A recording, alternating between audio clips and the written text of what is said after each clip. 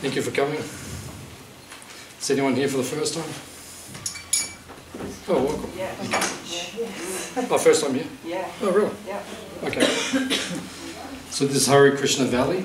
So this is the place of the rural retreat of the Hare Krishna movement in Victoria. So around Australia we have about 4 rural retreats. We have one just south of Sydney, one just north of Sydney, and then one just south of Brisbane and Byron Bay, and then this one. So the objective of this place is to show an example of simple living, natural living, and higher thinking. It's a place where people focus on their spirituality and on uplifting their consciousness, and at the same time living in harmony with the earth and with all the creatures on the earth. You see here that we have an ahimsa dairy, which means the dairy is for protected animals. Nothing is slaughtered here. All life is sacred. So the cows live their whole lives here without fear of being killed. They're part of our family. They all have names. After the feast, we'll take you all to meet them. If you want to go and meet them, you can go and see them. And the kangaroos as well, part of our family. And everything which is here is part of our family. And all of you are part of our family. This is your home. You can come here anytime you like, day or night. It's open like that. It's a place of protection. It's a place of spiritual rejuvenation. And we invite everyone to come here just to take shelter of the place. It's different to the outside world. In the outside world, it's based on exploitation. In here, it's like an oasis in the desert, so to speak. And in this place, it's based on love and respect for all living entities. So it has a powerful spiritual atmosphere, which you may have felt. So when we get together, we like to chant the Hare Krishna mantra, which is what we were just doing before. It's called kirtan. Kirtan means spiritual sound vibration. The mantra is not material sound, it's spiritual sound. And when we chant the mantra, it helps to uplift our consciousness to the spiritual platform. And we begin to feel very blissful. I don't know, did anyone feel blissful while you're doing the chant? Yeah, 1 or 2 people. That's good. So sometimes people ask us, why is it that we're blissful, the Hare Krishna people? And the main reason is because we're always chanting.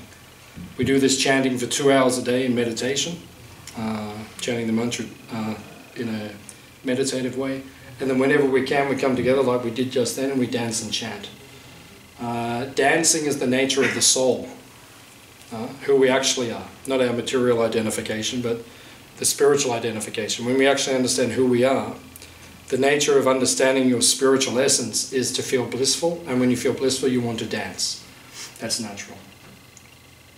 And when we dance, we don't need any stimulants to help us feel blissful. Just like you go to rave parties. I don't know if any of you have been to a rave in your life, or you've seen them. I've never actually been in one, but we often cater at them. They ask us to come and cook the Hare Krishna food. So I've been to a few of them. I remember years ago we were at the, what was it called? The Big Day Out. I don't know if that's running anymore, but yeah, we used to cater for that. We used to be one of the main caterers. And they used to have a big tent on the side called the V tent. Huge, massive tent. And there's about 3,000 people in there, and there's, you know, playing the music, the rave music. And yeah, sometimes I go in there just to observe and just to watch the vibration. And I noticed that people were dancing, but it was very much drug-induced dancing. And there was one guy, I was watching him, I was there for about 15 minutes, and he just did this for 15 minutes, he just went like...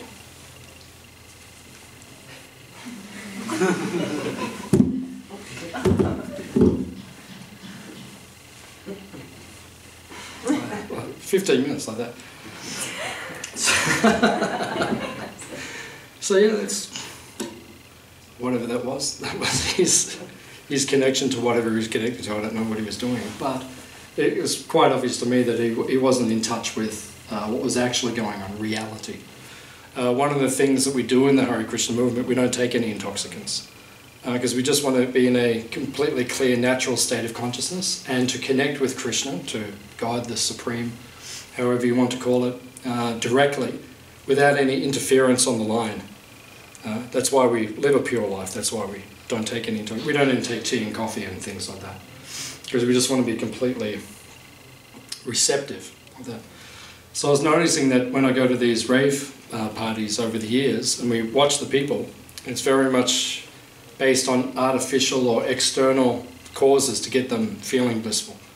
Whereas with us, we just connect straight to Krishna, we chant the names of the Supreme, and we just feel that automatic ecstasy, and it purifies the consciousness and releases one from ego, from bodily identification, and from the difficulties in the mind.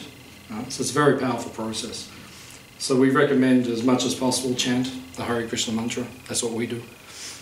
You can do it in your kitchen when there's no one around. If you're feeling a little depressed, just put your hands in the air and then just dance and chant around your dinner table the Hare Krishna mantra, and you'll feel very blissful. And if it doesn't work, we'll give your money back. That's okay, no problem.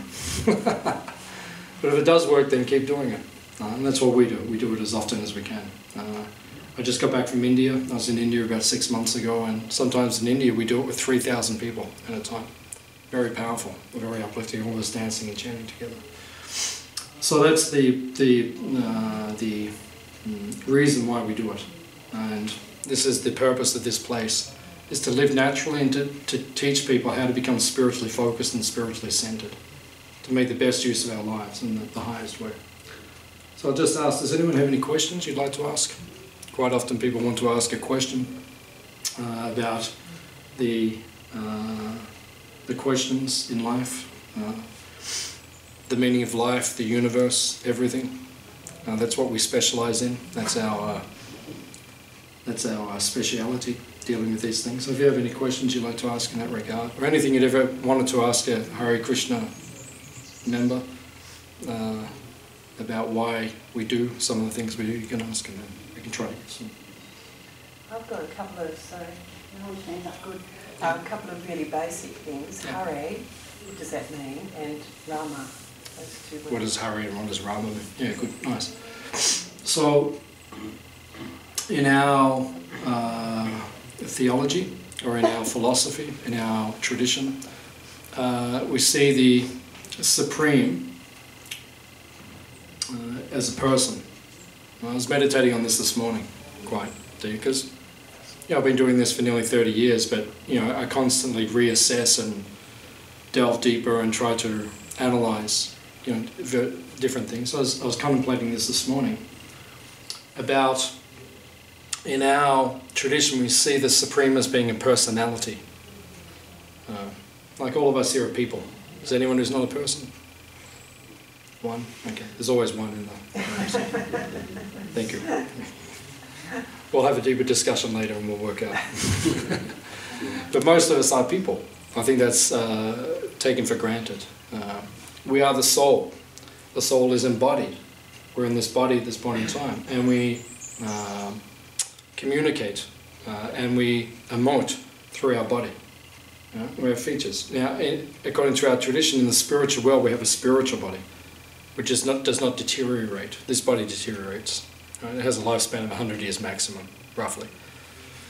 And then it perishes, and then the soul goes transmigrates into another body, and then you have to do it again. But originally we had a spiritual form, and in that spiritual form we relate to the Supreme Entity, Krishna, God, however you want to call it, who also has a spiritual form. Now he's depicted in our tradition, you can see all around the room, he's the blue cowherd boy, the bluish personality. So you see he's in all the pictures. So that is Krishna and that is Rama. They're two of his names. Krishna means one who is all attractive. Someone who is attractive to everyone. That is Krishna. All of us are attractive to a certain amount of people to a certain degree. Like people might be attracted to me to a degree, but some people are not attracted to me at all. They're like, oh, there's that guy. It's like, oh, okay. So that's there for all of us. None of us are attractive to everyone. But the Supreme Entity, Krishna, God, he is attractive to everyone. He has unlimited beauty, unlimited strength, unlimited intelligence, unlimited renunciation, fame, wealth, all these things. So that's the name of the word. That's the meaning of the name Krishna. And Rama means one who gives all pleasure. All of us can give pleasure to each other, but only to a degree. I don't think, have you ever met anyone who can completely satisfy you? No? You haven't met anyone who can completely satisfy you? Yeah, it's true. I've never met anyone who can completely satisfy me. My wife's not in the room at the moment. So she'll come in a minute, and then I'll say, there's only one person in this room. But for the sake of teaching, while she's not present, then I'll just be honest. There's no one who can completely satisfy us. No one gives us complete satisfaction. But one person can. To everyone simultaneously. That's all powerful. That's Krishna. That's Rama. That's the meaning of the word Rama. And Hare refers to his female counterpart. So you see in all the pictures, he's not by himself. Right, up there he's with birds, but generally you'll see, like there he's with Radha in all of the pictures. She's next to him. So that's Hare. That's his female counterpart. She is his feminine energy, and she equals him in every respect. He is said to be the perfect male, the perfect emblem of masculine energy, and she is the perfect supreme goddess, or the supreme emblem of feminine energy. So that is Hare. So Hare Krishna, Krishna Krishna, Hare Hare. Hare Rama, Rama. So it means they're united always. So in our tradition we don't just worship the male aspect of God, but the yin and the yang. The goddess and the divine God, like that, both together. So Hare refers to the female form. Why do we say Hare before Krishna? Because women are softer than men. So if you want to get to the man, you have to go through the woman. She's more lenient. So we say to her, please let us approach him. We need your guidance and your blessings. Like that. So that's why we say Hare Krishna. That's in a nutshell. Yeah, another question, you said? Oh, that was it, just those two. Okay. Nice. Any other questions? And there's the person in my life who is most perfect. Oh, she didn't come in. Okay. Any other question?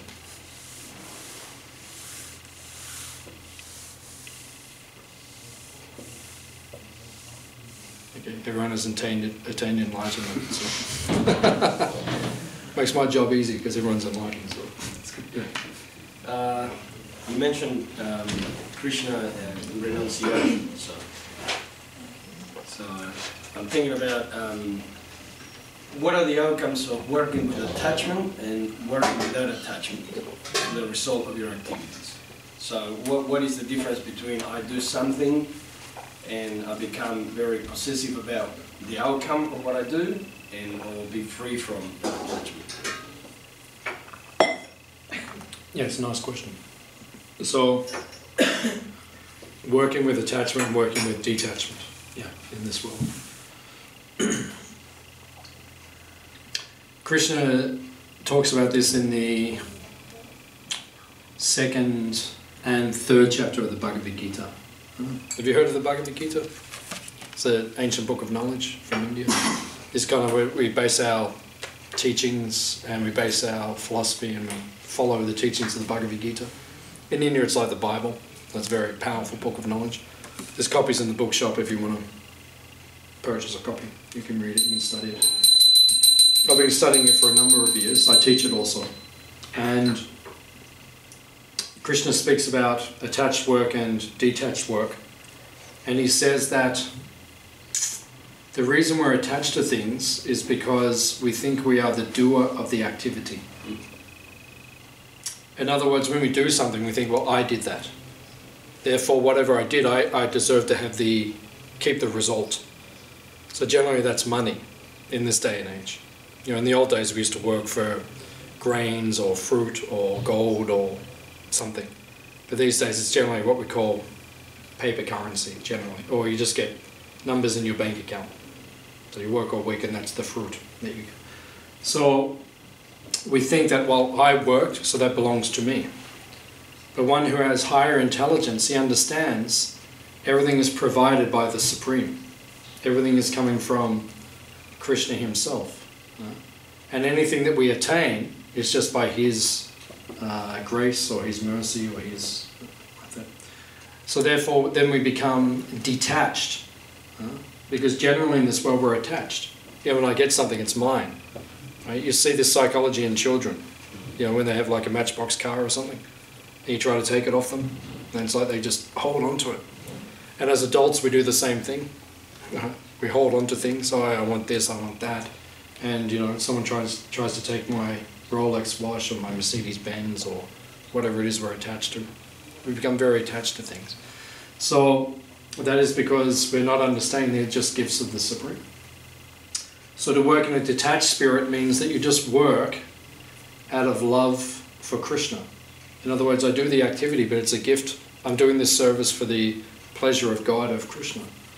And if I get something back in return, then I use that to keep my body and my soul together so that I can continue to serve. So that the consciousness is different, or the mentality is different. So that's when we become renounced. Just like I was talking a couple of nights ago in Torquay, we had a meditation night. So I was explaining that when I was 19 to 27, I lived as a monk for 8 years in the ashram.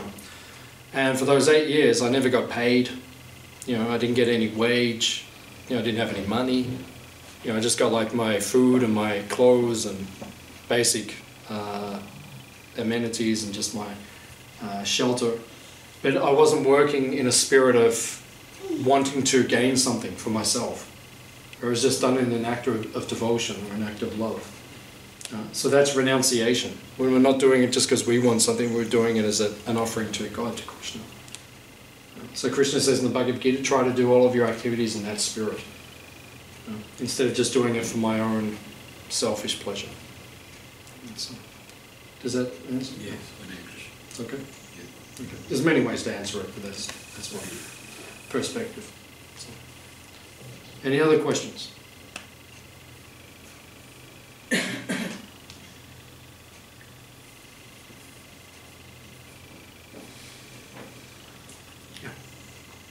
Can you chant anywhere? Can you chant? Can you chant anywhere, at any time? Yeah, it says in the ancient teachings, Nam Nam, Bahu, Akari Nija Sava Shaktis, Tatrapita Niyamitaha Smarane Na Kalaha. So it says Na Kalaha means there's no time which is suitable for chanting. Well, every time is suitable for chanting, or any time is suitable for chanting. So you can do any time, any place, anywhere. There are no hard and fast rules. In other words, we're not restricted. Oh, you can't chant at this particular place or this particular time. So we should try to chant as much as we can. The basic message is Kirtaniyaha Sadahari. That means always chant as much as you can. So, we get up in the morning when we're in the shower. Sometimes we're chanting, and then when we're driving the car to work, or we're listening to a kirtan on the CD or something like that. And then during the day, as much as is practical.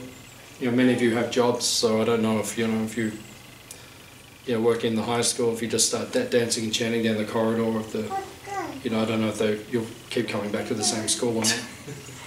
Maybe not, but... Can you chant mentally? Yeah, you can also chant mentally. Even if you're in a situation where you can't chant audibly, then you can chant in the mind also. That's also as effective. Like sometimes, I remember one time I was on a bus, I went to visit my guru in England. So I flew from Melbourne to London and then went to Oxford, and I was on the bus and I was doing my chanting. But the bus was full of people, so I didn't want to, kind of make people feel uncomfortable. So I was just chanting in my mind like that. So sometimes you have to, according to your circumstance. But any time, it's all equally as powerful, regardless of what. So, any other questions? anyone has. Yes, sir. How long has Hare Krishna's been a thing? Like, how long's it been around for? Like, the Bhagavad Gita's been around for a long time, but like, you know, some sects of Christianity have only been around 100 years. I don't know anything about it, so how long? How long have we been around? Yeah. Yeah. Yeah, we're known as the International Society for Krishna Consciousness. So what we call the modern version of the Hare Krishna movement, that's about 50 years old. So it was started by Prabhupada, who is our founder, who's sitting on the Vyasa side, the seat of honor, like that. So he was the one who brought it from India to America in 1965, and then it spread all over the world. And now it's in every, I think it's in every country of the world. Almost. Well, it's there, but it's not. There's no temple. There's people practicing. I think there's people practicing in every country, and we have temples in most places in the world. I think now we have about 600 temples around the world. In Australia, we have about 10. You know, in most of the capital cities, there's a temple. So it's pretty much all over the world now. So he brought it in 1965, and when he arrived in America, he got a free pass on a boat. It was actually a what are they called? Cargo ship, like that. They're just like had spare rooms in the cargo ship.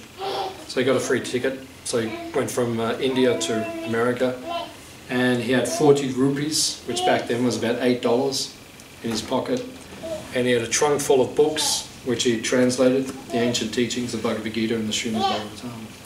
And then he arrived in America, and that was 1965, and he left this world in 1977. So he came at the age of 69 to America, which most people are retiring. He just arrived in America, and then for 12 years he went around the earth 14 times and went to every country, came to Melbourne, Sydney, different places, and he spread the Hare Krishna teachings all over the world.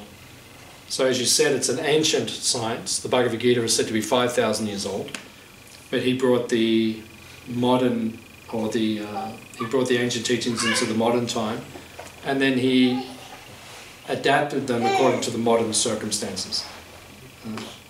So the modern version, which is what we are now, that's about 50 years old. Is it? A bit newer than I thought it would be. Yeah, well then, if you go back, because prior to that it was really only in India. It hadn't really gone worldwide. It was a little bit outside of India, but it was mostly in India.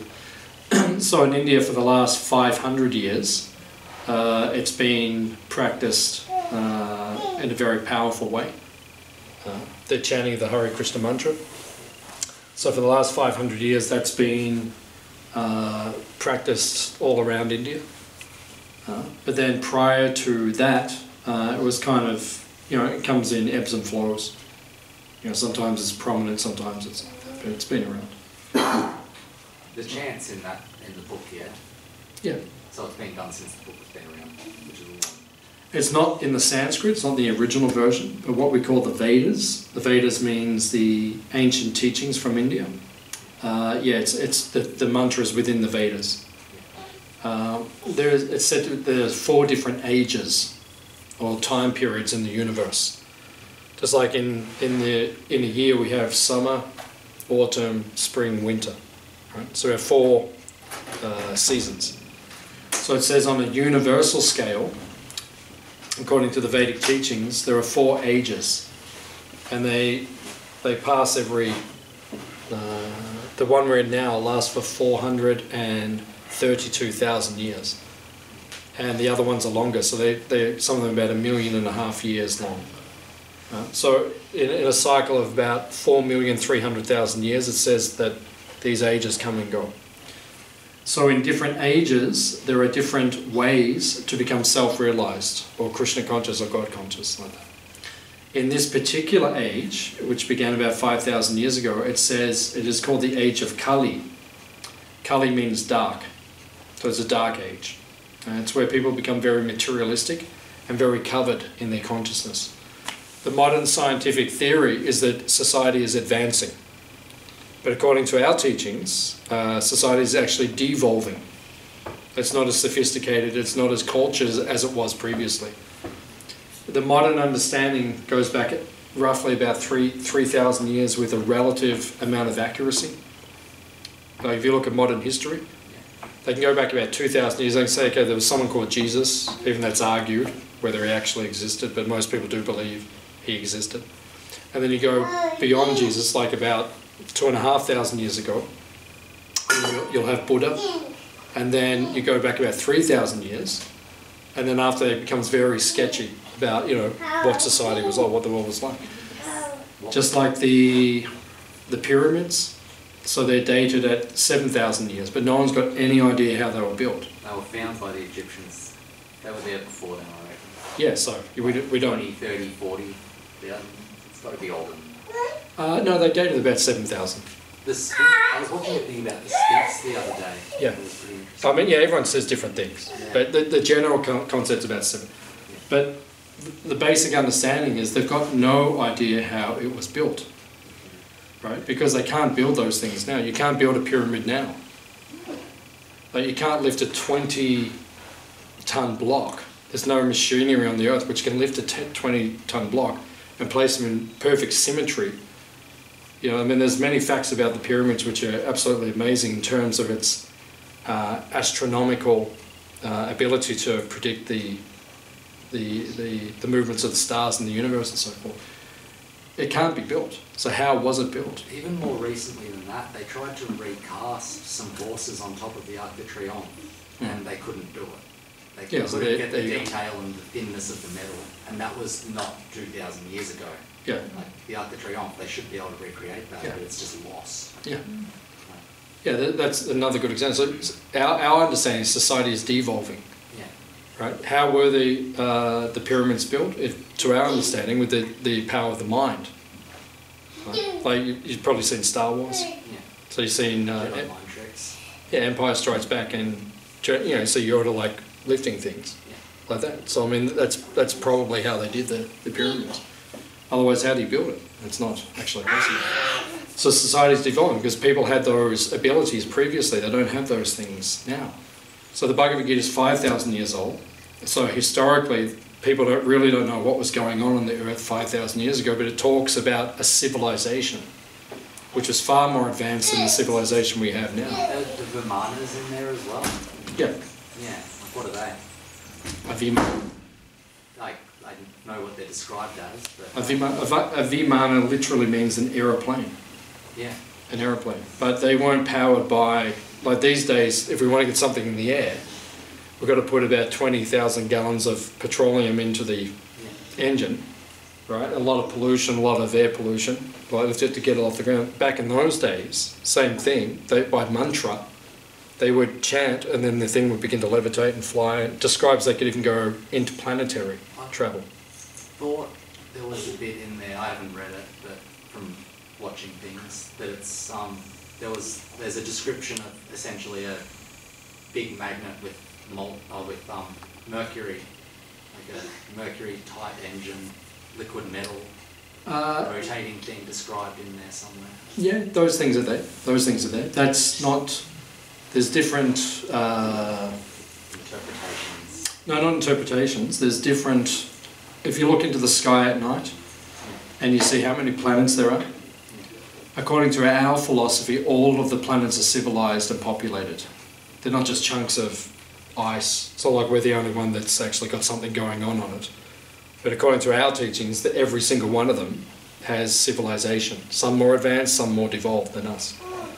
So there are certain planets where they use what you're describing, you know, the magnets and the covenant, and there's other where it's just mantra, where literally they can, and it even describes some of the aeroplanes are made of flowers. That's pretty far out. Yeah, by mantra they hold all the flowers together and then they hop in and then they just levitate off and just, you know. Yeah, imagine rocking up to the Sunday feast in a flower aeroplane. You know?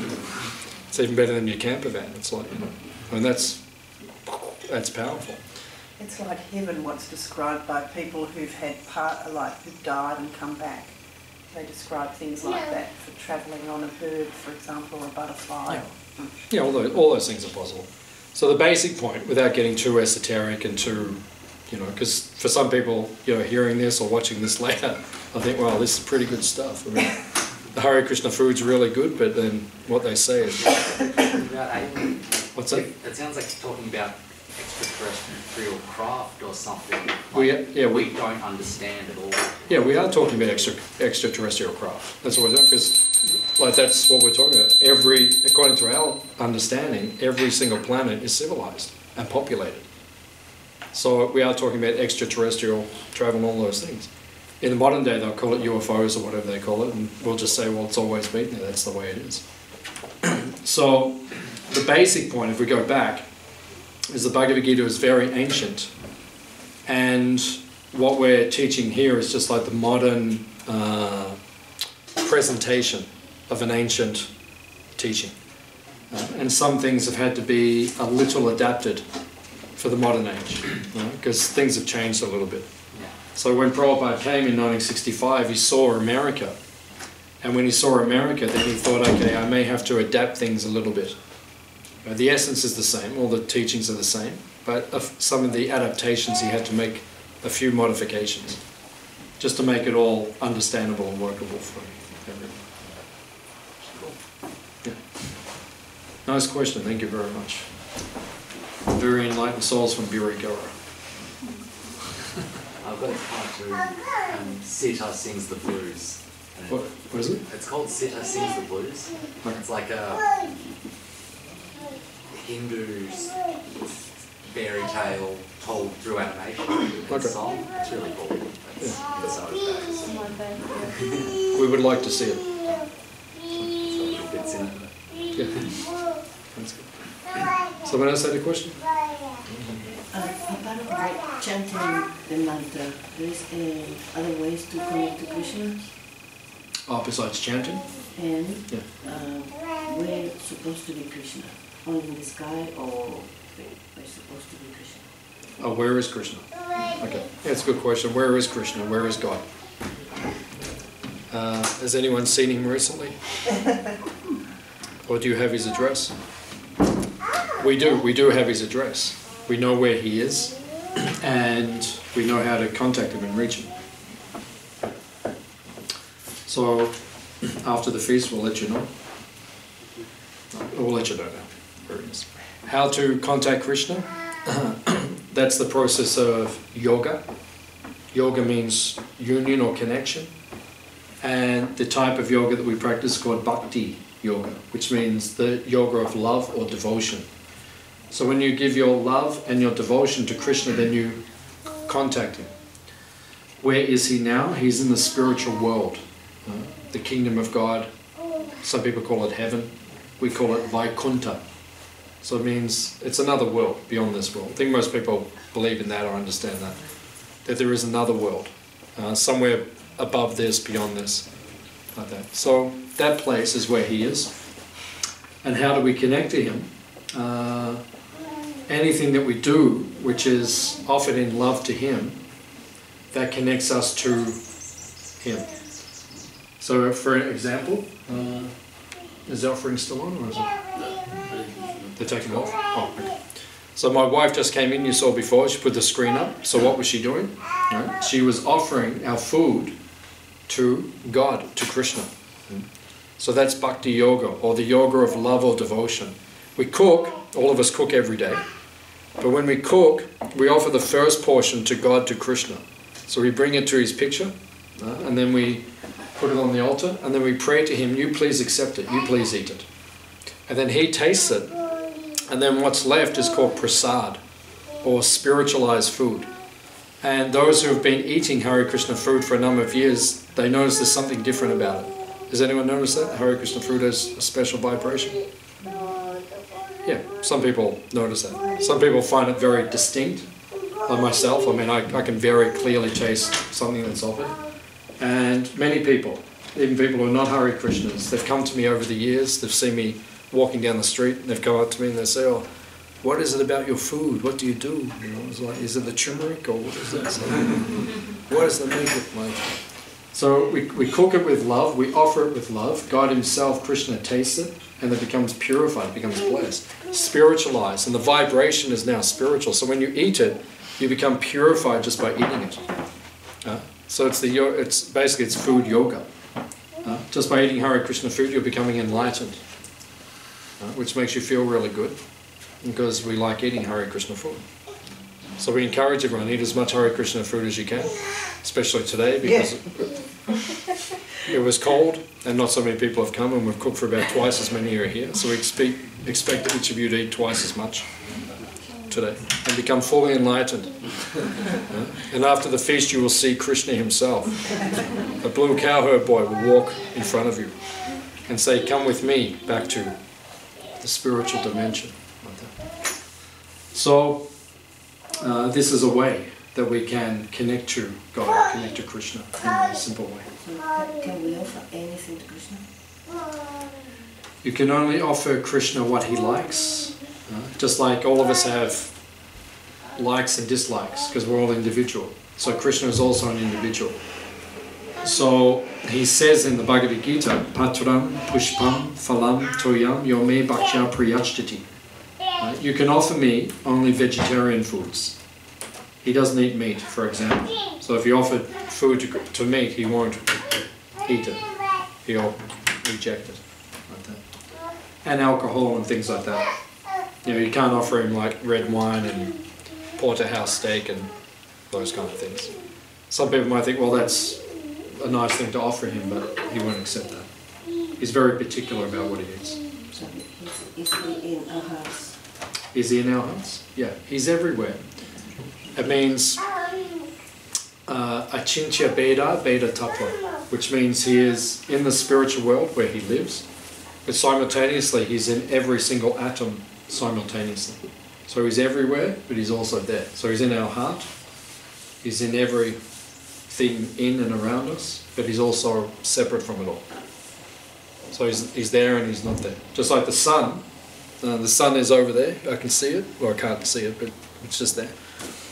So the sun is everywhere, right around us right now by its light, its energy, but the actual planet is over there. So the same way Krishna is over there, but through his energy he's everywhere simultaneously. Very good question. Any other question? Yes, madam. Are men and women equal in Hare Krishna? Are men and women equal in the Hare Krishna movement? We shall ask one of the women. Because I might be biased. Ultimately, yes. In our philosophy, it teaches us that we're spirit soul, and we're only identifying with this I'm female, male, because we're on a material consciousness. But ultimately, when we're engaging in service to God and acquiring that knowledge, we transcend that. We become above that identification. We see each other as the spirit soul. However, as Kesava mentioned earlier, this tradition was from India. It's very old, and so the sort of traditional duties and natures of the feminine and masculine come from a traditional culture. So there are parts that you'll read where it says that women may have more of this nature, men have more of that nature. And so when you go to India, say here, well, as Kesava said, Prabhupada changed because he came to the West. When he came to the West, he could see women and men were quite different here in Western culture. And so he knew that, some of the traditional practices and the traditional culture wouldn't really cut it with Western modern women.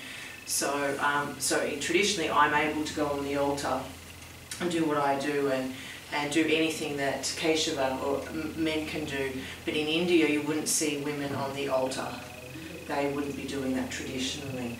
So there are some differences like that in the traditional culture in India, because that's a cultural thing. But in our tradition, there is no different. It's just been developed kind of as a material culture sort of side effect. But in ours, we have women that are in leadership roles, same as men.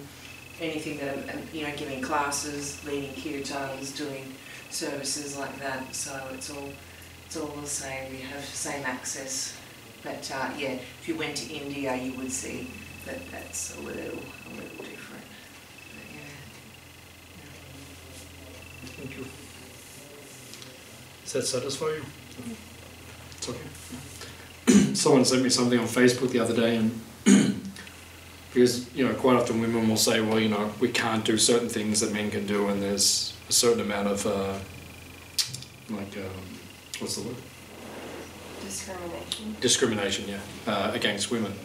But then someone sent me something and said, well, there's a lot of things that men can't do, which only women can do. So women are superior to men in so many ways. Because there's many things, I can't give birth, so many things I can't do. So women naturally have abilities which men do not have. So to think that, men are superior, which is the way because we have dominated as males, we've dominated society for thousands of years. Actually, women have much more power than us in many different ways. So there's different ways of looking at the whole structure of things. Any other? Just a food-related question in regards to onion and garlic. I'd like some insight behind not using that in cooking. Yeah, why we don't use it? Yeah. Garlic, in particular, is very rajasic. If you study the Vedic teachings, there's three energies which influence the world at all times. Just like time, for example. Time's an energy which is influencing the planet all the time. All of us are in time right now. Time's a sequence of motion. We can't reverse it, we can't stop it. It's just a force which overrides everything all the time. Another force which is there is gravity. So gravity is just something which works all the time. So these are certain forces which act on the world. And there's three other forces which are called the gunas. Gunas means, the word literally means rope. Or it's something which kind of grab, like when something's tied up by a rope and it kind of pulls things along. So there's three gunas, which in English we would translate as goodness, passion and ignorance. And they're influencing the world that we live in all the time. And they're influencing us all the time. So ignorance means, acting in an ignorant way, where you become angry or violent, or you see someone when they're acting like, means they're very much affected by tamagun, which means the force of ignorance. And then when we're influenced by the passionate mode, we become very active. Like Donald Trump says something that comes to my mind. You see the way he speaks. It's like, I'm telling you, and we will do it. And it's like, he's rajasic. It's called Rajagun, on the mode of passion. He's a doer. Let's get things done. It's like that. And then there's Sattva-gun. Sattva-gun means goodness. So goodness means peace and clarity of mind and like that. And it's the way you act. You act in a very peaceful way. So in our tradition, in the Bhagavad Gita, Krishna clearly says of the three modes which operate in this world, goodness is the best, because it will bring you to enlightenment. So we're encouraged to act in that mode and to cultivate that mode and to do everything we do in that mode. And that also is within our diet. Now we should eat foods in that mode. So it means in Tamagun, that's obviously meat and things which are decomposing and certain foods, so we avoid those things. Rajasic foods means too much sugar, too much chili, too much overstimulating foods, which get, like you see kids, you just give them too much sugar, they get hyper, they just go nuts. So that's too much of that. And goodness means the lacto-vegetarian diet which we follow, which means we just eat in a very harmonious way, and it has a very peaceful effect in our consciousness. So garlic especially is in the mode of Rajagun, which means it's very stimulating. And you see people eat a lot of it, they become very stimulated. They just love it. You've got to eat it all the time because it's good, like that. Onion also has that effect. It's kind of in between ignorance and passion. So it has like a bit of a bringing down effect, and also has, and it's interesting because if you look at nearly all the foods that we eat on the earth, like if someone walks in here now, one of the most prominent foods is garlic. Like everyone in the room will know. It's a very stimulating food, like that. So that's why we don't eat it. And Krishna specifically says in the Bhagavad Gita, he doesn't touch those kind of foods, which are, they're said to be in certain modes, they have a very powerful effect. That being said, garlic's a very powerful medicine. It has very powerful medicinal, so you know, we may take it medicinally, but ginger has pretty much the same potency as garlic, but it doesn't have the rajasic effect. It doesn't overstimulate. So, you know, myself, I'll go for ginger as opposed to, you know, garlic. I mean, if I take garlic as a medicine, it doesn't bother me. I won't offer it to Krishna, like that, because it's rajasic. But, you know, it has a good effect on the heart and different things, but it also really stimulates the body, and the nervous system tends to overstimulate it. And Korma, who is the famous Hare Krishna chef, you know, Korma? Yeah. He lives in Ireland now. He used to live here in Melbourne, so he used to do cooking retreats here. So I remember him saying a few years ago, because he's like the encyclopedia on food on the planet, well, he just knows it inside out. And he was saying, even I think to this day, Japan Airlines will penalise their pilots if they eat garlic within 6 hours of flying, because it can affect the judgment or overstimulate the system. It's like American fighter pilots, you know, when like there's war, like the Iraq war or the Afghanistan war, and the pilots go up, sometimes they're up in their cockpit for 6 hours, you know, like driving around, they're just like in this little box for 6 hours. So they don't call it speed, the drug we call speed. I'm not even sure what it's made from, but what we call speed. They don't call it that, but that's actually what they give the pilots in America. That's why there's a lot of, what do they call it when they kill their own army? Friendly fire. Friendly fire, yeah, that's what it is actually, it's friendly fire. Are you saying garlic? No, speed the drug. Oh, yeah. Okay. I'm just extending it to a next level. So when people take, the pilots in America, they're actually taking that. They don't call it that, but that's actually what they give them to keep them aware for 6 hours. They're kind of like hyped, you know, like that. That's why sometimes, you know, they get a call, oh, bomb this, and they just go in, they see tanks, they go, then they say, oh, that was us, you know, just blew up our own guys. So, from what I've heard, I think even to this day, it's just an overstimulating thing.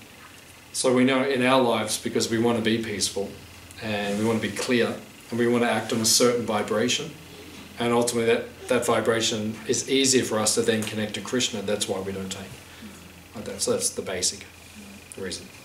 And is mushrooms also something that's avoided? Yeah, in our tradition. Yeah. Yeah. Yeah, it's considered unofferable, means God himself does not eat it. Prabhupada, who's our founder, he said that we have a chateau which we brought in France many years ago, which we still have, like a beautiful old kind of castle mansion. And there's champignons, like the little French mushrooms, they're just growing all over the place. So Prabhupada said one day, he said, you know, if there's nothing to eat, you can go out and pick them and eat them. So like Krishna will, you know, throw a lightning bolt at you or something like, oh my God, you ate a champignon. But we can't offer them on the altar to Krishna. So, you know, I actually like mushrooms, but I haven't eaten them for about 30 years, just because it's not part of our cuisine. But, you know, if I'm out somewhere and there was a mushroom and something I ate, I wouldn't be overly perturbed. There's some really good wild mushrooms in the pine forests around here too. Just down the road, there's pine mushrooms at the right time of year. They're just thick. Like you can't walk through the forest without standing on them. It's out in the east. Yeah. Yeah, there's a lot of mushrooms grow around here as well. I mean, yeah, it got to the point where there's food supplies were cut off and that we go out and start eating mushrooms. It's not a big deal. So, any other questions? Or?